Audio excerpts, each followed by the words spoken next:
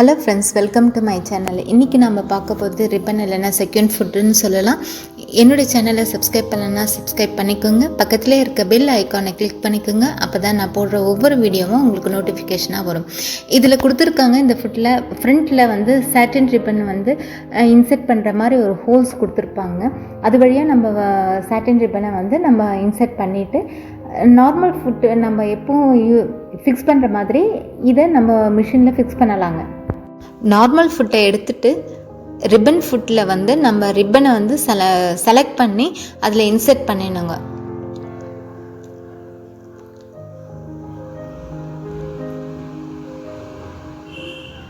இந்த மாதிரி பின்பக்கமாக நம்ம கையை வச்சு இழுத்து ஃபிக்ஸ் பண்ணணும். இப்போ நம்ம மிஷினில் இதை ஃபிக்ஸ் பண்ண வேண்டியதாங்க. அதுக்கு முன்னாடி மிஷினில் சில செட்டிங்ஸ் எல்லாம் வந்து நம்ம மாற்றிக்கணும். டெக்கரேட்டிவ் ஸ்டிச்சில் நான் ஜே செலக்ட் பண்ணிக்கிறேன். இதில் எந்த டிசைன் சொன்னாலும் நம்ம போடலாங்க, அது நம்மளோட விஷ் தான். நான் இப்போ வந்து ஜே செலக்ட் பண்ணியிருக்கேன்.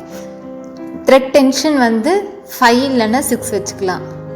இதில் வந்து ஸ்டிச் லென்த்து வந்து 2.5 வச்சுருக்கேன்.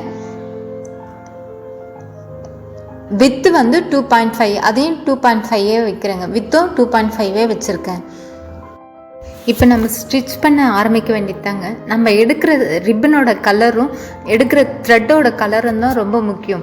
அதோட கான்ட்ராஸ்ட் கலரில் எடுத்தோம்னா நம்ம போடுற டிசைன்ஸ் வந்து ரொம்ப பிரைட்டாக அழகாக தெரியுங்க. ரிப்பனும் த்ரெட்டும் சேம் கலரில் எடுக்கும்போது அதுவும் ஒரு தனிப்பட்ட அழகாக தெரியுங்க.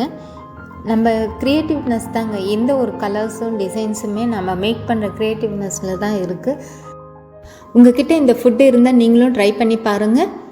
உங்களுக்கும் இந்த வீடியோ பிடிச்சிருக்கும் நான் நம்புகிறேன். பாருங்கள், இது எவ்வளோ அழகாக வந்திருக்கு. இன்னொரு வீடியோவில் இன்னொரு ஃபுட்டை பற்றி பார்ப்போம். தேங்க்யூ ஃபார் வாட்சிங்.